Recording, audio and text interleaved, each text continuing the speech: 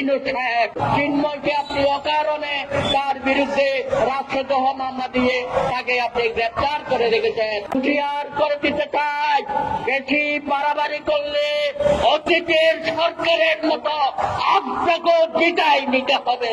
আমার আদিবাসী ভাই বোন সহ যুবক তরুণদের উপর এই যে সভ্যদিনের মস্তানিরা আক্রমণ করলো, তাদের উপর লাঠিপেটা করলো এবং ছোট ছোট লাঠিতে জাতীয় পতাকা দিয়ে সেটাতে অপমান করলো, সেই ব্যাপারে আপনারা কোনো ভূমিকা রাখেন নাই, কোনো মামলা করেন নাই।